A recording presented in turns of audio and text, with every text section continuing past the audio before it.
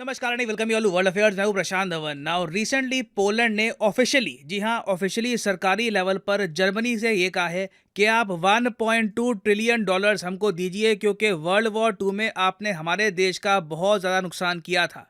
अब यहाँ पे एक क्वेश्चन ये भी सामने आता है कि अगर पोलैंड ऑफिशियली सरकारी बेसिस पर ये पूछ सकता है जर्मनी से, तो भारत भी यूके से 45 ट्रिलियन डॉलर जो लूटे गए थे इंडिया से, ये वापस क्यों नहीं मांग सकता, या फिर एटलीस्ट इसकी डिमांड क्यों नहीं रख सकता।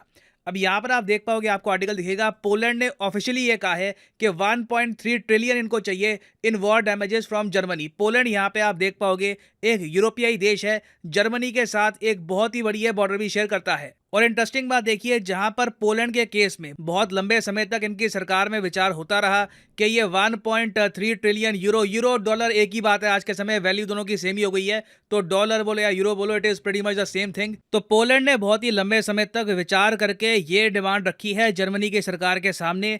इंडिया का केस में देखो क्या होता है कि हमारे विदेश मंत्री ओपनली कहते तो हैं कि ब्रिटेन ने टोटल 45 ट्रिलियन डॉलर्स या इसके आसपास का जो अमाउंट है ये लूटा था भारत से, अगर हम आज की वैल्यू के हिसाब से काउंट करें। और ये बात जयशंकर साहब ने इंडिया में नहीं, कोई स्पीच में नहीं, यूएसए में बोली थी। मगर ऑफिशियली आप देखो, इंडियन गवर्नमेंट ने आज तक यूके से एक पैसा नहीं मांगा। तो इस वीडियो में हम डिस्कस करेंगे कि जर्मनी पोलैंड के केस से भारत क्या क्या सीख सकता है, इंडिया को भी क्यों ब्रिटिश से कुछ रेपरेशंस मांगने चाहिए कॉलोनियल रूल के लिए। मगर आगे बढ़ने से पहले ना आपसे एक क्वेश्चन पूछूंगा, उसका आंसर भी मैं आपको ही दूंगा, क्योंकि इस क्वेश्चन से ही मेरी एक्सप्लेनेशन स्टार्ट होगी। क्वेश्चन यहाँ पर यह है कि जर्मनी ने सबसे पहले वो किस कंट्री को इन्वेड किया था जिससे बेसिकली वर्ल्ड वॉर 2 स्टार्ट हो चुकी थी पूरे यूरोप में।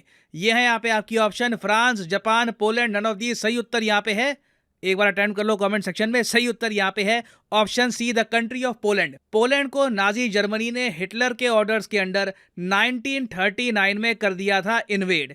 और पोलैंड को कब्जाने के बाद जर्मन्स ने बहुत ही बड़े स्केल पर लूटमार करी पोलैंड में, कई मासूम लोगों को मारा। टोटल बताया जाता है कि जर्मन इन्वेजन की वजह से 60 लाख पोलिश लोग मारे गए थे। टोटल इनकी आबादी का 17% मारा गया था। और स्पेशली यहाँ पर टारगेट किया गया था पोलिश ज्यूज को। लोग सोचते हैं कि हिटलर ने जो ज्यूज मारे थे ज्यादातर जर्मनी में मारे थे, जबकि रियलिटी ये है कि मोस्टली हिटलर ने ज्यूज मारे थे पोलैंड और ऑस्ट्रिया में।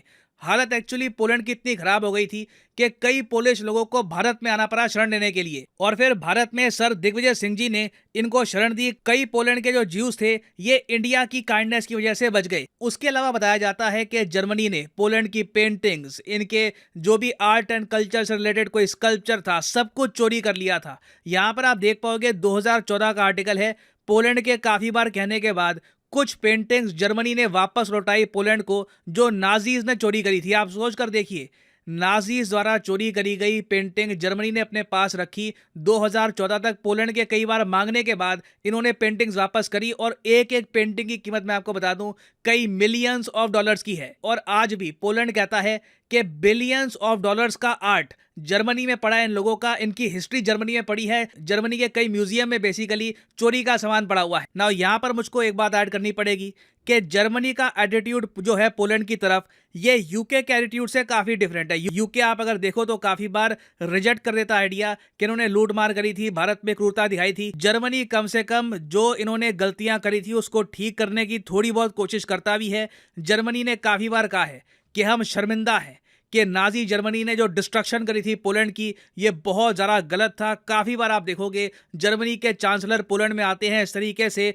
लोगों के बीच में खड़े होकर माफ़ी मांगते हैं कि वर्ल्ड वॉर 2 में हमने बहुत ही ज़्यादा गलत किया था आपके साथ। और मैं आपको बता दूं, ये देखो, ये आपके सामने एक हिस्टोरिकल फोटो है। ये आपको पता है कौन है? ये हैं विली ब्रांडेट। ये वेस्ट जर्मनी के चांसलर थे एक टाइम पर।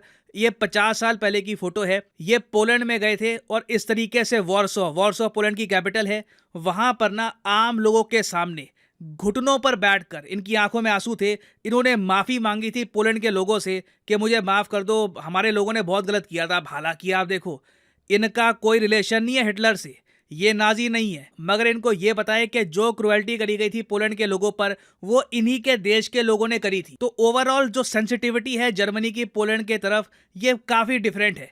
यूके का आप अगर केस देखो, आज तक इन्होंने अमृतसर मैसेकर के लिए सॉरी भी नहीं बोला।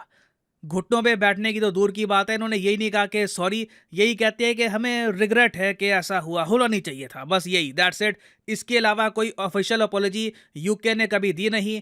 बंगाल फेमाइन को आज तक ये लोग मानते नहीं हैं। जो रेसिज्म किया गया था इंडियंस के अगेंस्ट, इसको भी ये लोग मानते नहीं हैं। अब यहाँ पे आप एक क्वेश्चन पूछ सकते हैं कि अच्छा, अगर जर्मनी इतना सेंसिटिव है पोलैंड की तरफ, तो पोलैंड ठीक है, अब ये पुरानी वर्ल्ड वॉर 2 की बात भूल क्यों नहीं जाता? आज भी ये लोग 1.3 ट्रिलियन, जो एक बहुत बड़ा अमाउंट है, इतना पैसा जर्मनी के पास अभी होगा भी नहीं विदेशी मुद्रा भंडार में, ये लोग 1.3 ट्रिलियन क्यों मांग रहे हैं जर्मनी से?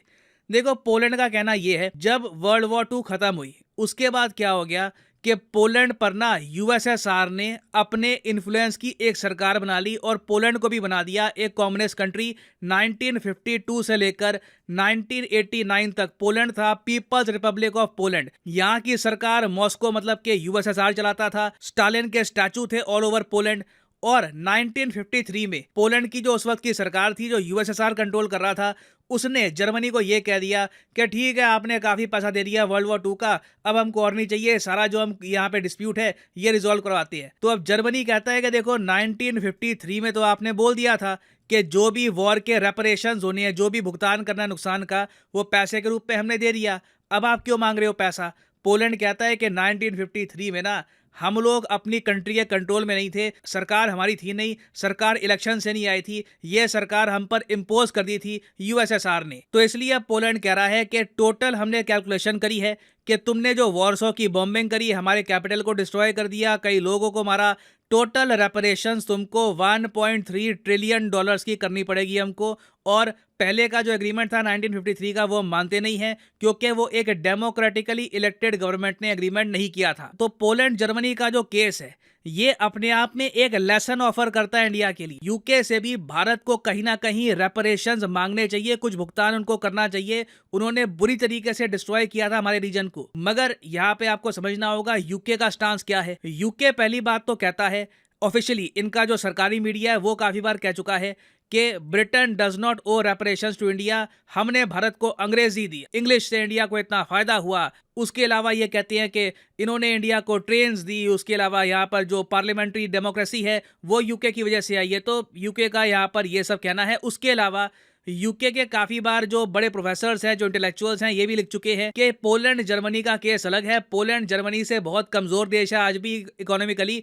इंडिया ओवरऑल आप अगर एक जीडीपी के हिसाब से देखो तो यूके से बहुत आगे निकल चुका है। तो बड़ा अजीब सा लगेगा कि इंडिया जैसा पावरफुल कंट्री, जिसका खुद का एक स्पेस प्रोग्राम है, जो आगे मिलिटरीली बढ़ रहा है, वो यूके से अब भुगतान मांगे वॉर का। और आगे फिर ये लोग ये भी ऐड करते हैं कि अगर इंडिया को यूके से चाहिए भुगतान, तो बाकी जो बहुत सारी लूट हुई थी इंडिया की, उन लोगों को भी पकड़ो, उनसे भी वापस भुगतान मांगो। और काफी बार बाहर के रूलर्स भारत में आए, लूट मार करके चले गए। चाहे अहमद शाह दुरानी आप देख लीजिए, नादिर शाह देख लीजिए, काउंटलेस नाम है। भारत को कई बार लूटा गया, तो उनसे भी ये मांगोगे पैसा। अफगानिस्तान को भी कहोगे कि अहमद शाह दुरानी की जो लूट थी उसका पैसा वापस दो। तो यूके में देखिए इन लोगों के पास तर्क बहुत सारे हैं, चाहे रेलवे नेटवर्क हो या फिर और जगह हो। ये लोग कहीं से भी जर्मनी की तरह अपनी जिम्मेदारी एक्सेप्ट करने को तैयार नहीं है। और कहीं ना कहीं मैं कहूंगा कि यूके के इस एटीट्यूड का रीजन भारत भी है। हमने भी कभी यूके को प्रॉपरली पुश नहीं किया इस बात को लेकर कि एटलीस्ट सॉरी तो मांगिए। अगर जर्मनी के चांसलर इस तरीके से माफी मांग सकते हैं वॉरसो में, आप ऐसा क्यों नहीं कर सकते अमृतसर मैसेकर के लिए, बंगाल फेमाइन के लिए? बट इंडिया का स्टांस आप अगर देखो तो यही है, हमने कभी यूके को पुश नहीं किया। इवन कोहिनूर डायमंड का केस आप अगर ले लो तो वहां पे सुप्रीम कोर्ट में एक बार पिटीशन डाली गई थी कि कोहिनूर डायमंड को लेकर इंडिया बात क्यों नहीं करता यूके से। तो उस केस में सरकार ने यह कह दिया कि हम यूके को फोर्स नहीं कर सकते। और एक बार को तो इंडिया ने यहां पर यही मेंशन कर दिया था कि कोहिनूर डायमंड गिफ्ट किया गया था भारत से यूके को। और तब से हम देख रहे हैं, अब तो कोई अगर कोहिनूर डायमंड को लेकर पिटीशन लेके जाता है सुप्रीम कोर्ट में, इमीडिएट बेसिस पर वो डिसमिस हो जाती है। सुप्रीम कोर्ट पिटीशन सुनता ही नहीं है। तो आप नोटिस कर पाओगे ओवरऑल पॉलिसी में पोलैंड और भारत में जमीन आसमान का फर्क है। पोलैंड कॉन्फिडेंस के साथ कहता है कि आपने हमारा नुकसान किया था, आपको रेपरेशंस देनी होगी। चाहे जर्मनी नहीं देने वाला 1.3 ट्रिलियन, इंडिया को भी 45 ट्रिलियन नहीं मिलने वाले। इतना बड़ा अमाउंट आज के समय कोई कंट्री किसी कंट्री को दे नहीं सकता, पॉसिबल ही नहीं है। मगर एक बार को जिम्मेदारी दूसरा देश एक्सेप्ट तो करे। आई थिंक ये बहुत ही इंपॉर्टेंट है और इस पर्टिकुलर एस्पेक्ट में इंडिया को फोकस करना चाहिए। यूके की जो डिपेंडेंस है भारत पर बढ़ने वाली है, यूके का विदेशी मुद्रा भंडार कम हो रहा है, इनको आज के समय भारत के साथ ट्रेड करना है, इंडिया बहुत ही इंपॉर्टेंट है यूके के लिए। तो ये बेस्ट टाइम है यूके को ये बोलने का कि आपको कहीं ना कहीं माफ़ी मांगनी होगी और कुछ ना कुछ रेपरेशंस देने होंगे कॉलोनियल रूल के। ना मैं यहाँ पे आपसे जानना चाहूँगा आपका ओपिनियन कि क्या आपका मानना है कि भारत को यूके से रेपरेशंस मांगने चाहिए, या फिर आप मानते हैं कि नहीं, यूके का कहना भी ठीक है, उनका तर्क भी गलत नहीं है। लिखिएगा कमेंट सेक्शन में, मैं जेन्युइनली जानना चाहूँगा आपके थॉट्स। फाइनली यहाँ पर मैं ये भी ऐड कर दूं कि लाइफ में अगर आप एक बार प्रॉपरली यूपीएससी एग्जाम की तैयारी करना चाहते हैं जेन्युइन तरीके से, तो आप अनअकैडमी का स्पेशल कॉम्बो पैकेज परचेज कर सकते हैं। कमेंट सेक्शन में जाइए, यहाँ पे आपको मिलेगा लिंक इस कॉम्बो पैकेज का। नाउ इस कॉम्बो पैकेज की खास बात यह है कि आपको यहाँ पर प्रीलिम्स, मेंस और ऑप्शनल तीनों की तैयारी करने का मौका मिलता है इन अ सिंगल परचेज। ये सारे जो आप कोर्सेज हैं अलग अलग परचेज करोगे तो 10 to 15,000 रुपीज़ आपको एक्स्ट्रा पे करने होंगे। तो कॉम्बो में वैसे ही आपकी सेविंग होती है। तो अगर मान लीजिए अभी आपका प्लान है कि आप 2-3 साल में आराम से यूपीएससी के एग्जाम का एक प्रॉपर अटेम्प्ट देंगे, तो जो 36 महीने का कोर्स है ये आप कर सकते हैं परचेज। मगर जो प्राइसेस यहाँ पर लिखे हैं कभी भी पे मत कर देना। सिंपली यहाँ पर कोड यूज करो PD10 और प्राइसेस गिरना स्टार्ट हो जाएंगे। The prices will start falling. सिर्फ 3,000 रुपये में यूपीएससी ऑप्शनल, प्रीलिम्स, मेंस तीनों की तैयारी आप कर सकते हैं with Unacademy. So use the code PD10 and save money. So इसी नोट के साथ ये है वीडियो का अंत। Thank you for listening and as always God bless you all.